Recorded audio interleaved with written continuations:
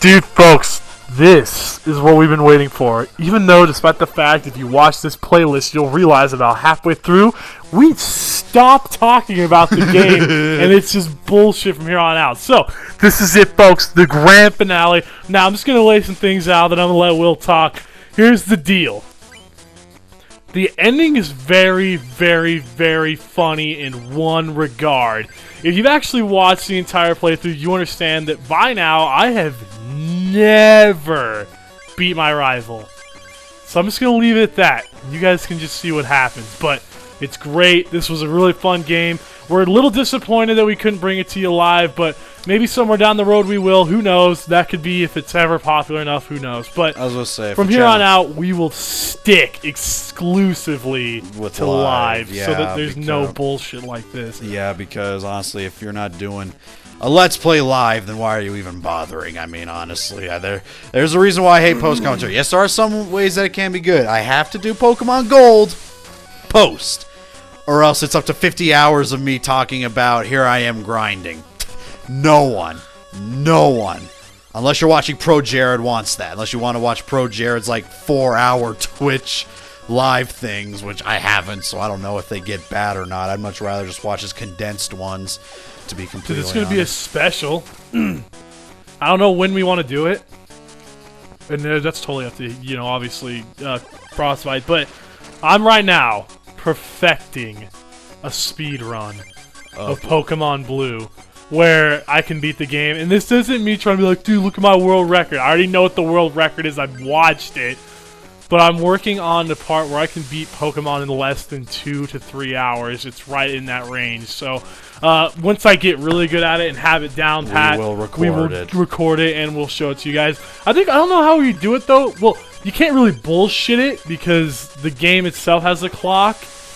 But we would do it in 10-minute parts, I would think. What we would literally do is this. We would put in the disc, we would start it up, and we would start our own timer for it. And what we'll do is that whenever we have to stop recording the disc, we'll save it, we'll save it right there, so when we come back, it'll show we'll show the time to show that no time have you been doing anything. Yeah, we'd shut it off immediately. We would shut it off. You would save it while we do it. We'd shut it off immediately, come back to show that no time has elapsed between that, just to show that it is a legitimate thing. Yeah, because we don't want you to think that I'm doing like some bullshit like grinding on the side or anything like that. Yeah. I literally do no grinding, and I can do it. Yeah, so that's literally, and I'm excited for that because that was the funniest fucking thing when you actually did do it. Just Fisher. And the funny thing is I've never done a speedrun of a game. And when I did it, I still managed to do pretty good, which was awesome. So I'm going to be giving it another shot here soon. I'm going to give it, a couple more test runs, and then we'll do it for the channel. Record for the channel. It could be a special, dude. That'd be sweet. Yeah, one that's special playthrough. Like, hey, you had the one with you had the one with Top Hat. He had the one with you. This would be where it's a speed run. Oh yeah, you're a challenge. Try and beat it under a certain amount of time. And it's fun, too, because you'll By the way, see a lot of Speed Demon Archives, strategies. watch it. They're good. Dude, yeah, that's where I got it from. That's what inspired me to try and beat the game, because I'd never watched somebody dissect one of my favorite games like that. To where he's like, by the way, you can pick Squirtle and just run show through the whole game. And I didn't believe it until I actually did it. And then you realize, holy shit, Blastoise is broken. But it's a lot of manipulation. You'll see it. And it's glitchless, by the way. Raichu and his fucking... Dude, so Raichu... We're just going to say it's because it cracked us up while we were playing. Raichu has the ability to use Giga Shock. Giga Shock does 30 damage. Against the water deck, it does 60 damage. Here's the kicker. It picks 3... I think it strikes up to maybe their entire bench. It might be the entire bench for 10 damage. And it starts to stack. And you can just kill random And there's another form of Raichu that you use later on where it does 20. No, that's Pikachu. That's what's Pikachu? Spark, yeah. And you just... It's like, it's 20 to one on the bench. And then Raichu's is, does 10 to the whole bench. It's sweet. So you'll learn when you play this game, bench striking is important because you never know what they're trying to build on the bench. So we crapped on him. I think I swept him too. No, you did. Yep. So I swept him. I can't remember. I think I lost 1 or 2 to Courtney. But as far as Jack goes, I swept him. Because Courtney's the fire girl. No, you never lost. You did not No, I mean lose a Pokemon. Oh, Pokemon. Not Yeah. lose. So this is Ronald, by the way. This guy, and I don't do it against Steve. I kicked his ass too, because Steve's the Thunder guy. Yeah. So this is the game's equivalent of Lance. He uses Dragon cards, and he uses, I think, Dragonites.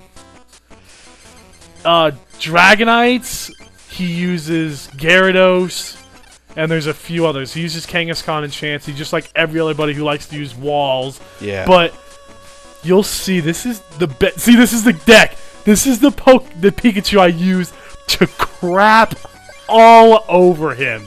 Because he's got a Kangaskhan out, which is normally a wall. All he does is puts fetch on it. Except. Which allows you to draw 1 card. He's the best staller in the game, in my opinion, because you can draw cards. Except for when somebody's running a Pikachu on you. Because now I can strike that Dratini he's trying to build up on the bench.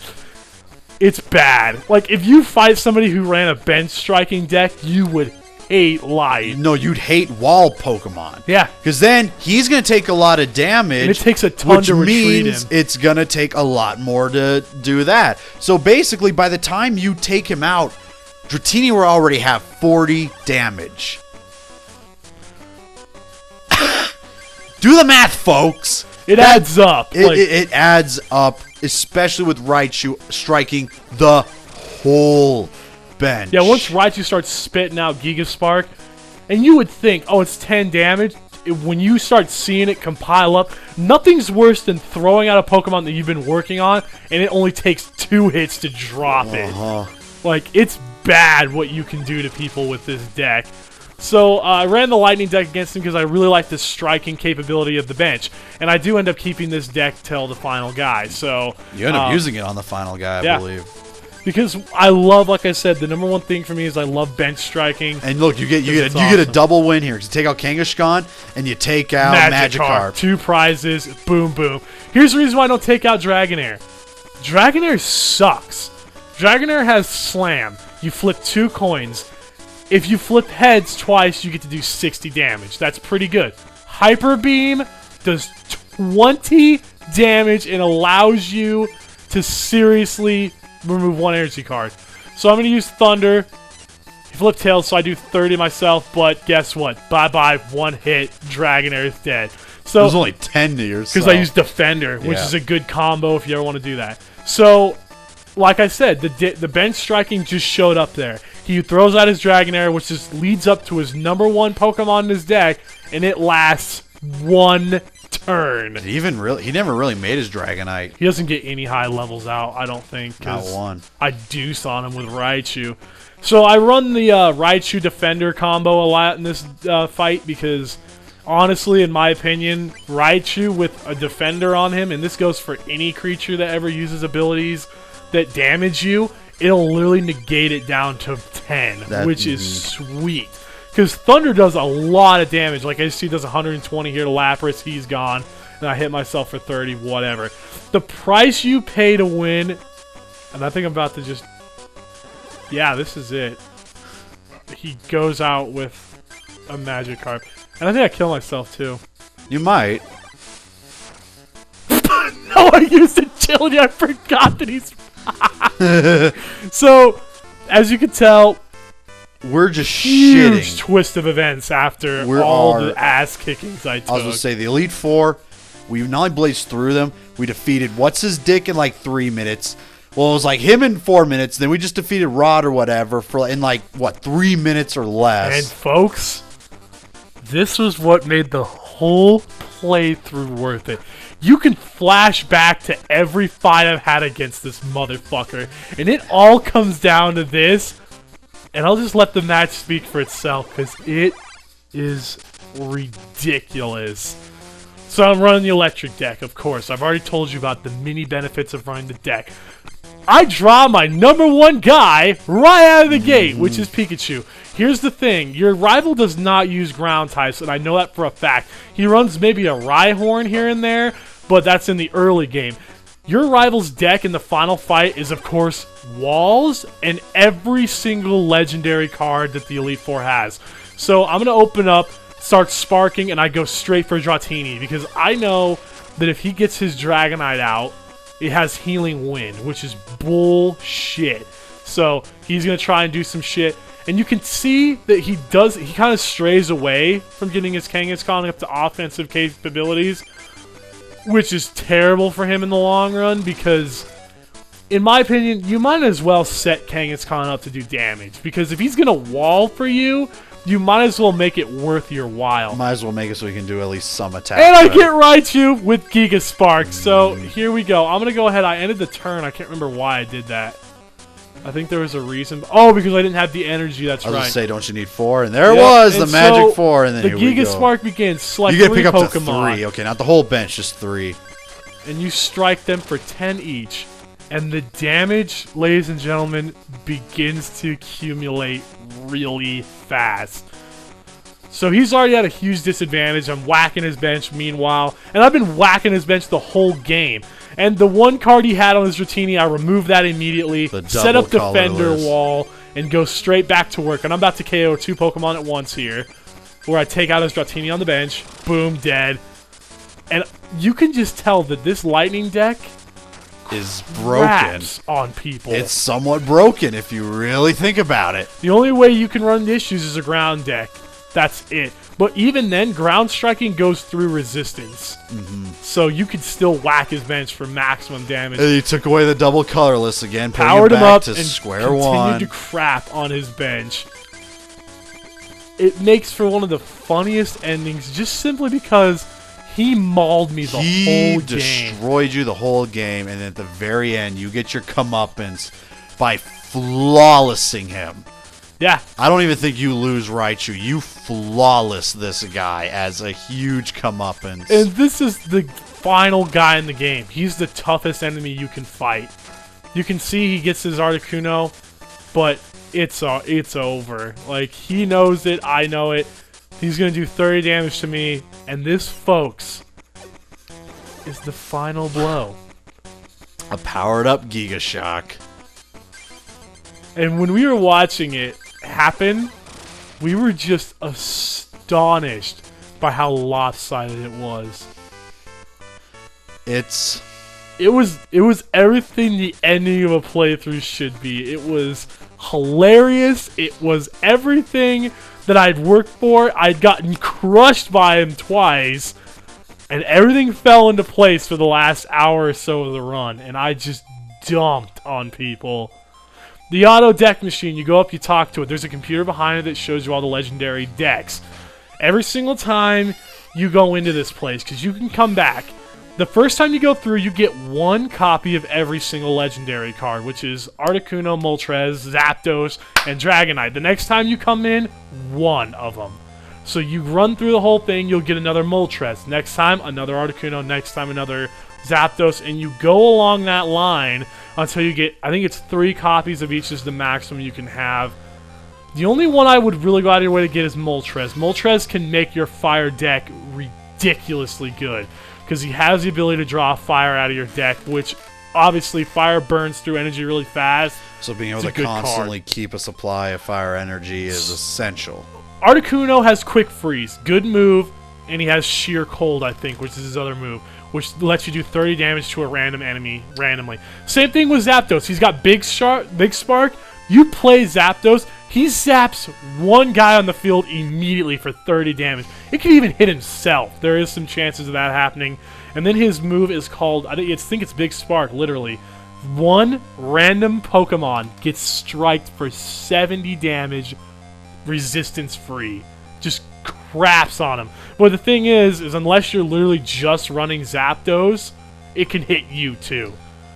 So, the only guy I really don't see a drawback to is Moltres and Articuno. And even Articuno can freeze your own guy. So, Moltres is the best one. Dragonite's the second best because Dragonite lets you heal a Pokemon when he gets played. And then he has Slam, which is purely damage-based. It's easy. But, so, in closing, there is the Pokemon Challenge Cup, which I think we talk about it. Once you're done beating the game, it opens up. You are allowed to go into the Challenge Cup. You go against 3 or 4 random enemies, including randomly your rival who will play a better deck than he uses in the final duel because he actually balances it out. You can win exclusive cards over there like Mewtwo, the movie promotional one, Venusaur. I think Venusaur is a card pop exclusive. I could be wrong. You can get exclusive cards that you will never be able to get anywhere in the game, only by winning in the Challenge Cup. But let me forewarn you to save every time before you go through a Challenge Cup, because if you lose, whatever card was up for grabs, you can never get again. Wow. So the game does not fuck around with you losing. So, glad I finally beat this game. Gotta say, when we first started it, I love this game. It's one of my favorite card games, minus Duel Masters and some of the Yu-Gi-Oh games on Game Boy. And, of course, Digimon Digital Card Battle. Which is phenomenal. We'll be doing that game, too, somewhere down the line. But, it's good. It really is. The only thing I would tell you is if you're going to try and play and beat the game, you don't got to do anything too crazy, but I would recommend never running a chance deck, because this game loves to fuck you with that. If you're running a deck where you need to flip heads to win, you're going to lose. You might as well play Last Remnant. It's a really nice song, actually. A good way to close it out. I do like how it does show a flash of like almost every gym leader. It's like, you know, a good flash of what you've gone through to get to where you're at. And they even show the booster packs they based the cards off of, which was awesome. Because this was back before they really got expansive with the card game, because it's still going today. Games like that, this is what I don't understand. I think card games should have a short lifespan, simply because, but here's the thing, they shouldn't stop circulating cards, because the thing that's bullshit is, like, let's say you try to complete an entire Magic series. Good luck. Yeah, ever. Have fun with that. Like, you'll have to buy it. I think they're up to like set like 40 or something. Every single card in that game. Well, not only that, but for one thing, it's impossible. It's only possible for one person in the entire world to have every single card in the Magic set, because there is one card made for Magic that was only made one time. It's like the Black Flower, something like that. I can't remember what it was called, but it's literally considered to be the rarest card in the entire world because they only ever made one of them. So if you want to have every single card in the Magic series, fuck you, you're not going to get it. Unless you have that one card, or else you're done. You cannot have one of every single card unless you have that one card, and I guarantee person's not looking to sell it, but that is it, folks. We are finally done with Pokemon trading card game. It was fun. Get ready for a speed run somewhere down the line. Pokemon related. Yay.